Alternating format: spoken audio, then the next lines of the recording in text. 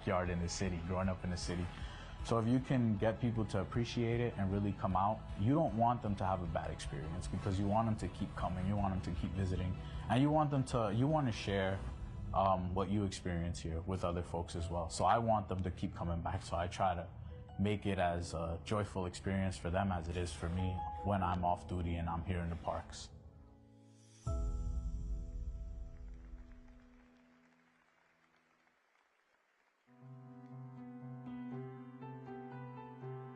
My name is Kirsha Haberlaw, and I am the Family Violence Director at Travis County Counseling and Education Services. Our mission is to prevent domestic violence and to hold offenders accountable.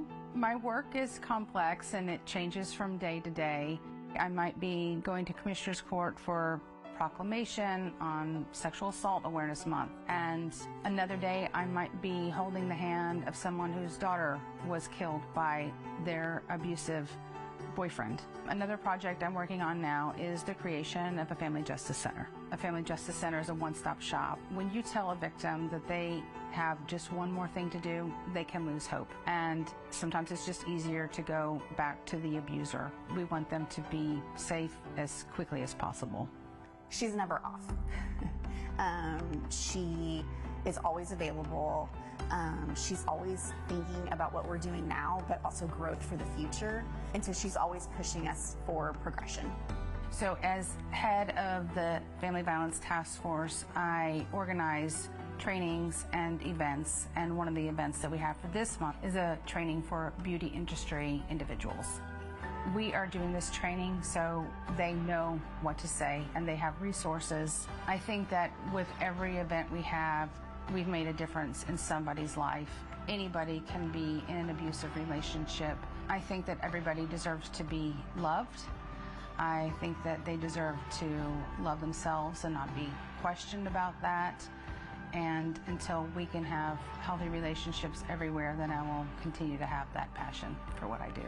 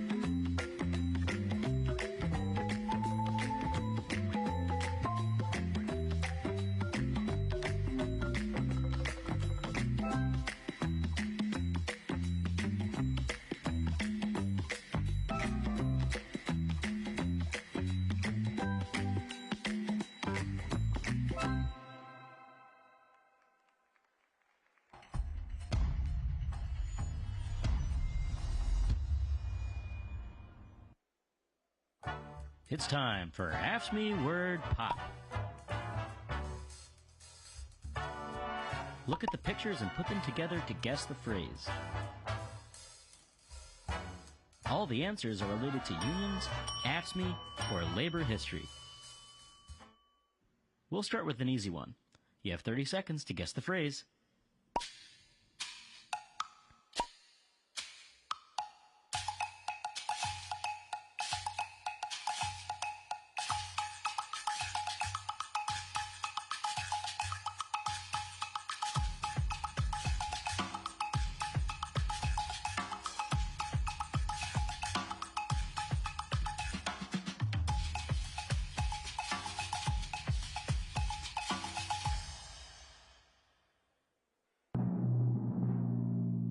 The answer is boots on the ground. We win by showing up. Whether it's a march on the boss, an organizing campaign, or a strike, putting boots on the ground is what AFSCME members do best. Let's keep this game going. Once again, you have 30 seconds.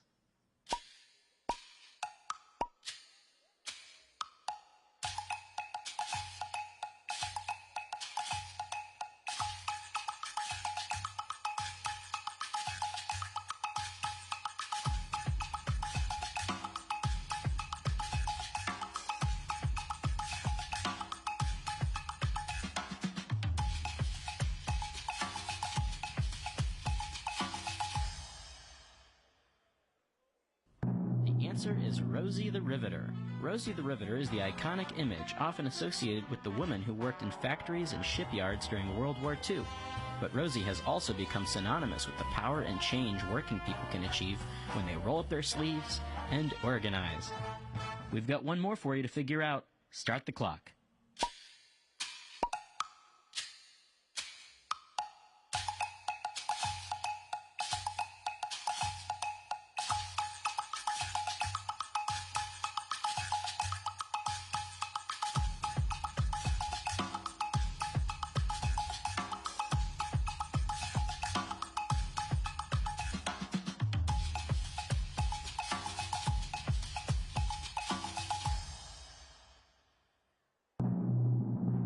The answer is scab. Boo! Scabs! Boo! When working people go on strike, sometimes their bosses will bring in scabs to do their work. Scabs cross the picket line and let bosses put the squeeze on striking workers.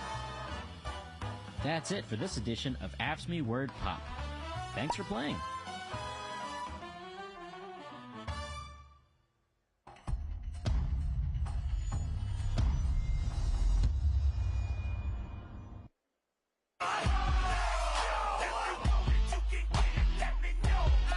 I'm voting for Kamala Harris. I'm voting for Harris Walz. Let's go, Kamala. Let's go, Tim. Kamala and Tim have our back. Let's go, Kamala. Let's go, Tim. Kamala and Tim got our back. I'm going to vote for Harris Walz. Tim's a labor champion. He is one of us. Everybody knows somebody that knows somebody that knows somebody.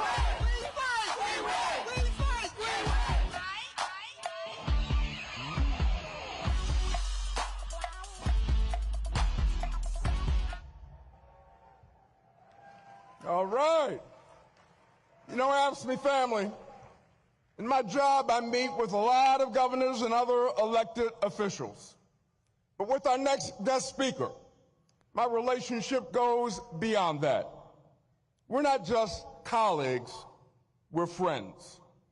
I always loved traveling to Minnesota in recent years because I got to spend some time with my friend, Governor Tim Walz.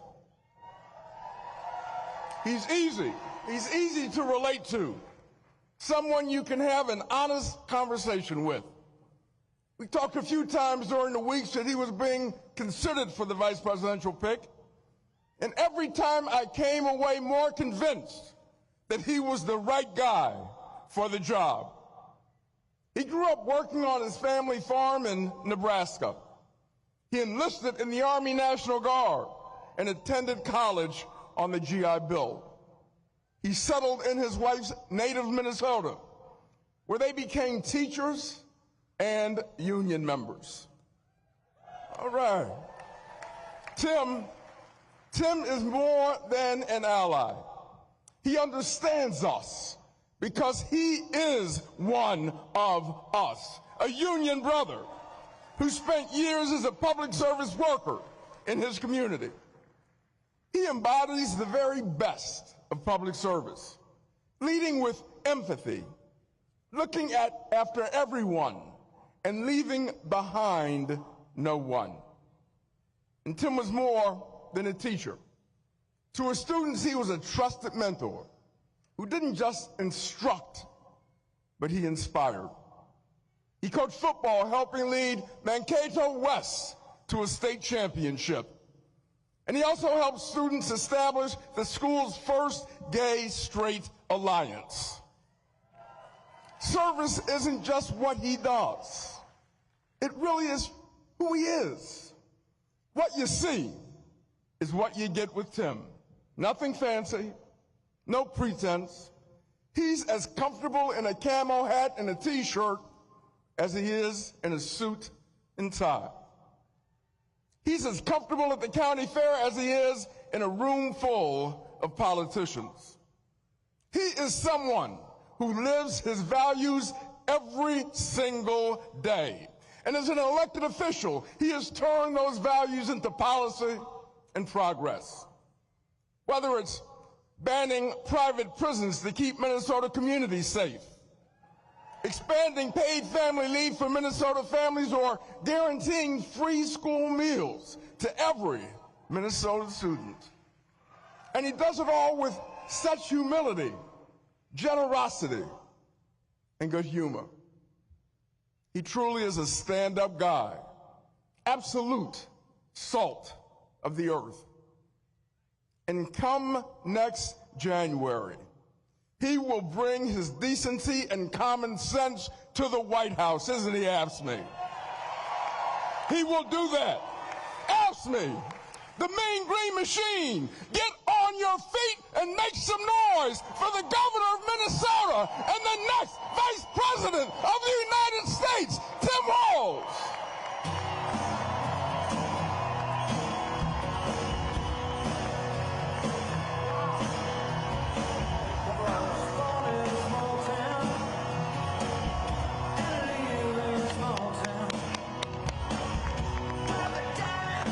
Wow.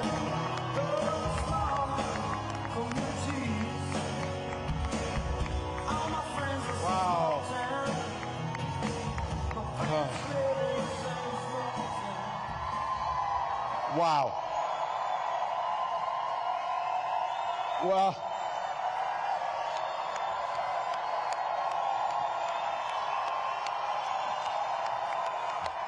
Well, hello, Los Angeles.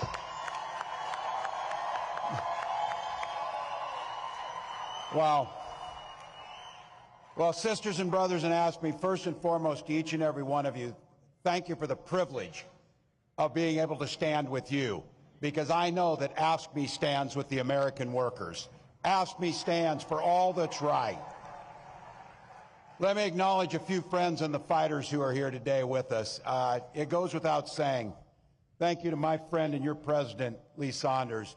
We were just talking earlier, we've done a few door knocks, we've done a few phone banks, we've done a few rallies, and we've worked together on a few laws to improve people's lives. I said, my friend, the important thing about this guy is, this guy's the friend to every American worker. So thank you, Mr. President. Madam Secretary-Treasurer, thank you. Thank you for your leadership. The leadership team of AFSCME is there when we need them, always when they need them, making sure we not just win elections, but we understand you don't just win elections to bank political capital to win another election. You take that political capital and you burn it as fast as you can to improve people's lives, and that's what the leadership here does. To every delegate in this room, representing 1.4 million AFSCME members, thank you. Thank you for what you do. And as a dues-paying member of my teachers union for years, let me just say thank you again for having a fellow union member here. Vice President and I are just so grateful for the support you've given us. I'm proud to be on this ticket, working with Vice President Harris, who we all know we want to call the next President of the United States. Here's a little fact that they just told me. By the way, my week has been very interesting since last Tuesday, as you might guess. But here's a fact they shared with me as I came here to make this opportunity to say thank you. I happen to be the first union member on a presidential ticket since Ronald Reagan.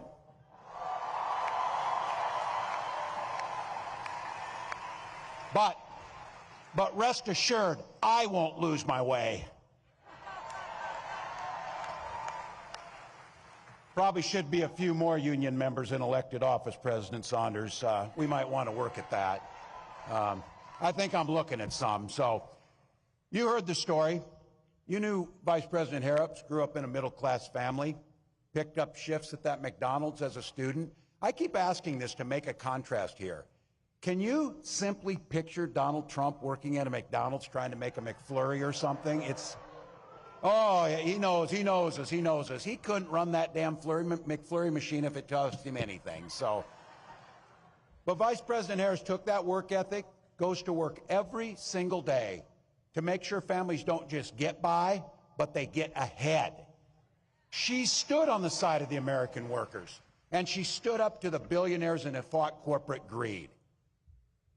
She led this administration's work to eliminate the barriers to organizing. And let's not forget, she cast the tie-breaking vote on the American Rescue Plan to keep public service workers on the job during the pandemic. Just to be clear, the Vice President and I, we know exactly who built this country. It was nurses, it was teachers, and it was state and local government employees that built this nation. People in this room built the middle class. And it's not just a saying, it's a fact. When unions are strong, America's strong.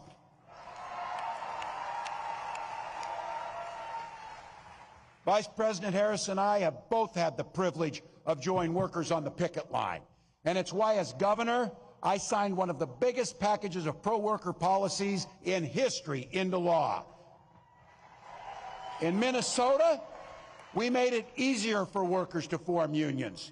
We strengthened workers' protections. And yes, we banned those damn captive audience meetings for good in Minnesota. Last time I said that at a union meeting, they sued me over it. It was the best thing to get sued over I ever said. We're going to continue to ban those meetings. But we did more than that for families and AFSCME workers that are there every single day. We did things to improve people's lives in a real fundamental way. We guaranteed free breakfast and lunch to every single child in Minnesota. That helped a whole lot of school employees, AFSCME members, keep their students engaged and keep them in the classroom learning. Today, Minnesota is one of the best states for workers in the country. I'm surrounded by some that aren't, so the Vice President's vision is to take those worker protections to every state in the union. Every state in the union. I keep saying this, I know you know it, but I think it keeps us focused. We all understand it in here. You've heard me say this. I know I'm preaching to the choir a little bit today, but the choir needs to sing. The choir needs to sing. And just so you know who's not in the choir, Donald Trump and J.D. Vance, they see the world very differently than we do.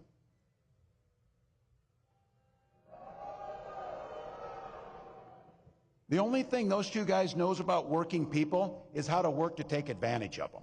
That's what they know about it. Every single chance they've gotten, they've waged war on workers and their ability to collectively bargain to take that away from them. All we're asking for is better wages, better benefits, better lives, and dignity in the work that we do. There's a great bill in Congress, should be the easiest vote you've ever taken, the PRO Act. Make it easier to form a union and bargain. Allow people to have the freedom to make a choice. Allow them to be able to do that. They also oppose the Public Service Freedom to Negotiate Act, which would require states to bargain with their employees. Look, if you're living in a state where you get to do those things, it's one thing. But our family and our neighbors and our fellow Americans are living in states where they don't have that. So when it comes to these so-called right-to-work laws that deprive us of the right to be able to form unions, fund what we need, Trump has said he supports right to work 100%. I saw our friend Sean Fain at the UAW had a name for that. He called him a scab, just to be clear. That's not name calling, it's an observation and fact, just to be clear. So, you know, you can tell a lot about people in their personal lives. He spent a decade stiffing service workers from dishwashers, waiters, and carpenters on his own properties to enrich himself. As president, he cut overtime benefits for millions of workers, and he opposed any effort to raise the minimum wage. That's all you need to know. You don't have to ask twice. We know who they are. A guy who goes to Mar-a-Lago, and this is a direct quote, he sits there and tells his friends, "You're rich as hell and we're going to cut your taxes." I believe him when he says that. But he also turns around and tells workers their wages are too high. I keep bringing this up. Who do you know who's asking to cut taxes on billionaires while stiffing working people? I don't know anybody. And I'll tell you what, I think there's a lot of people think that they're on his side or voting for him, that when you put it to them like that, they start thinking things differently. This is where we need to talk to our neighbors. We need to engage. And I'll tell you, his running mate, I don't know if that was a value add to this campaign or not, but he's one of 4 senators, 4, that has never cast a vote on a pro-worker bill in his life. Not once. A stop clock's right twice a day. This guy can't get it right once. Not once for workers. And by the way, these guys are even attacking me for my record of service. And I just want to say, I'm proud to serve my country, and I always will be.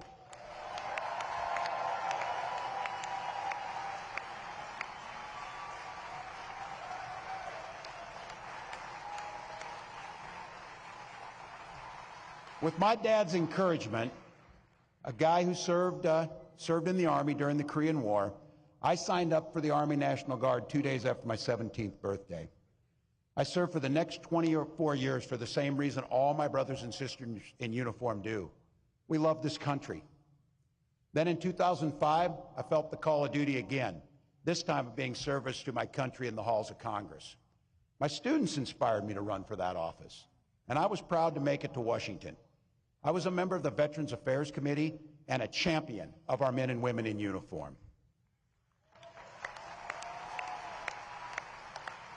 I'm going to say it again as clearly as I can. I am damn proud of my service to this country.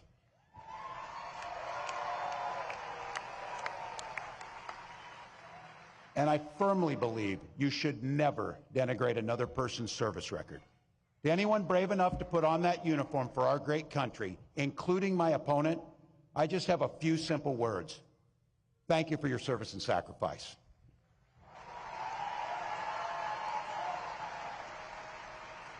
But look, it's not what they've done that we should be concerned with here today. It's what they're going to do. One of the clear goals of that Project 2025 to-do list is to put the screws to working people, making it harder for us to collectively bargain, allowing employers to drastically cut overtime or even eliminate it. And make no mistake about this, Donald Trump and J.D. Vance want to eliminate Ask Me and all public sector unions altogether. Hell, they're even going after the 40-hour work week. Someone was joking and said, "What's next, child labor?" Oh yeah, that's in there too, by the way. Reducing the rules around our children, putting them into dangerous jobs again. The folks who came before us spilt blood and treasure and spent their lives working to give us dignity and safety in our workplace so you can simply do a good day's work and go home to your family safely at night. Project 2025 will take all that away. It'll also repeal what you worked so hard for, the Affordable Care Act, and its protections against pre-existing conditions. And they'll gut Social Security and Medicare. I said this too. Look, I guess you can't blame them if you're billionaires. I don't know, but I'm guessing billionaires aren't waiting for their Social Security check to come in to get by. But I know people who are, like my mom, who depends on her entire retirement on Social Security benefits, that she earned, by the way, and that we should have every expectation that we're not cutting taxes for the wealthiest while we hurt the most vulnerable amongst us. So be clear. Trump's playing dumb. Oh, I don't know about 2025. Some of you heard this say it, because I'm not ever closing the yearbook on this. I'm a football coach at heart. And I'll tell you one thing I know for sure is, if you're going to take the time to draw up a playbook, you're damn sure going to use it. So don't think that they're not going to use that playbook they drew up because they're going to. But I want to be clear. It's your neighbors, it's our friends that have been in this. I'm not talking about them. I'm talking about Trump, Vance, and this group that's around them. Because some of you in here with no or gray hair like me can remember when Republicans actually stood for and talked about freedom.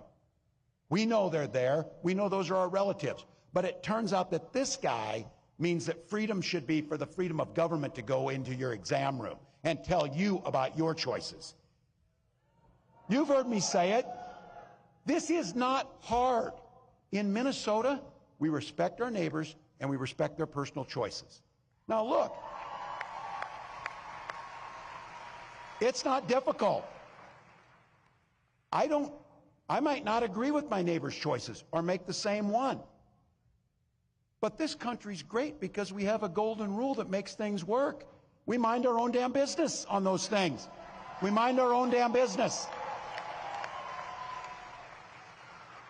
Why would you think I need your advice to tell me what books I can and cannot read, or when to have a family, or how to have a family, or what religion to worship, or how to organize?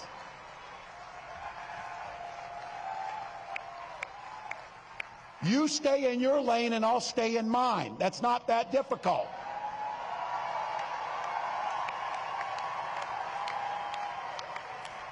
So be clear. You watch our next president as she comes out on stage and she comes out to a song about freedom. When she's talking about freedom, she means you're free to make your own health care decisions. You don't need us. You don't need us. And as a school teacher, I'll tell you what.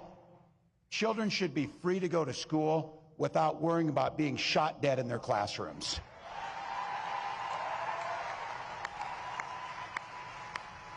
Education should be a ticket to the middle class, not crippling student loan debt.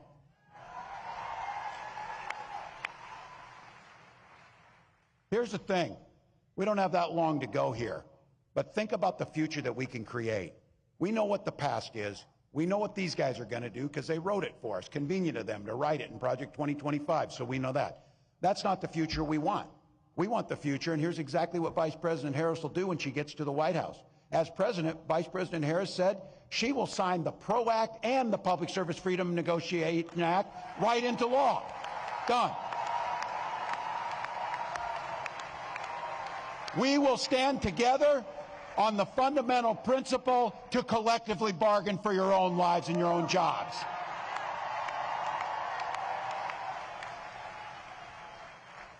And we believe in fairness. That's what we believe in. That's why corporations can start paying their fair share, and that's how it works. At the same time, what we did in Minnesota is lower taxes for the working folks, and we have the fairest tax system in the country, and things work out pretty well.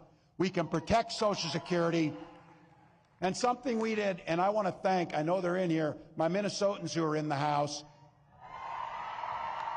It was AFSCME that put into place the most generous paid family and medical leave in the country in Minnesota.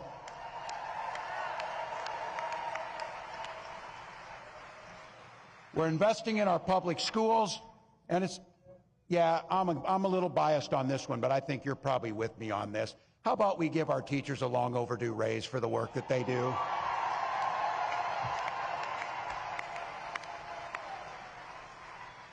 All right, I know you've heard these speeches, big order, optimistic or whatever.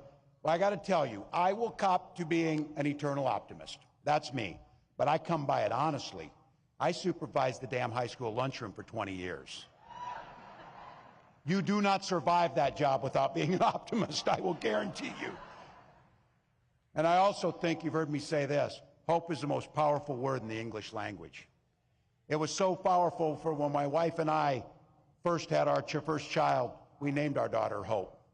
But my wife often reminds me, hope is a great word and a beautiful name, but it's not a damn plan. We can't hope that we defeat Donald Trump. We can't hope that we can collectively bargain. We can't hope we protect Social Security. We can't hope that we address climate change. You don't hope to win. You plan, prepare, and work to win.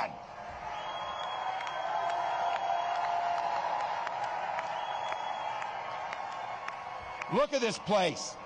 This place is filled with people who like hard work. These are people who get up and enjoy hard work and know how to get it done.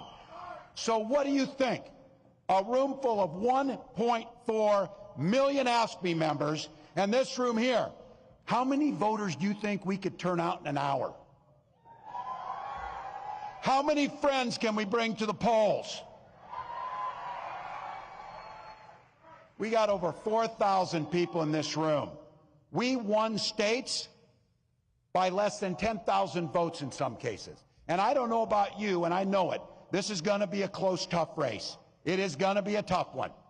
But if each of us does an extra shift, an extra hour, a little bit more, we get to wake up on that morning after the election and know that the work we did transformed the lives for millions, transformed generations, impacted the world. Ask me. That's how it happens. That's how it happens. That's a plan. That's how the hope turns into the reality, turns into improved lives. It's just like that. We organize, we donate, we volunteer. Look, I've been around you people. I know the jobs you do. I know what this president does, because I thought you had to register to vote in Minnesota. You were out there so much for me because you were living there. You turn elections. You turn lives. You negotiate contracts. You press legislatures to do the right thing. We know how to do this. We've got 84 days to take control of our own destiny. 84 damn days. And I've said this, you hear me say this. That's easy. We'll sleep when we're dead. We'll do the work now. We'll do the work now.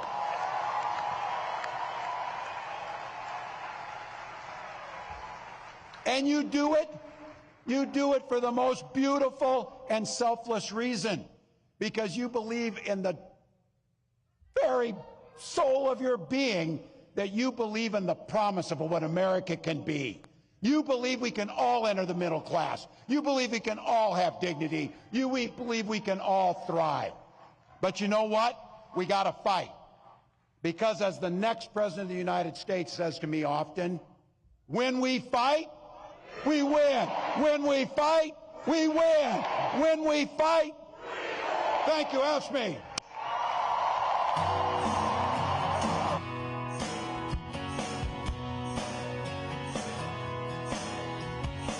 Well, I was born in a small town and live in a small town.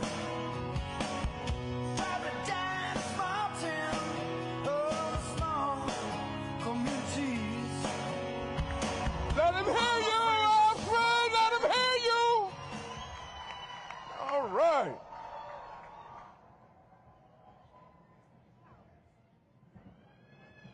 How'd you like that? Did you like it? Okay.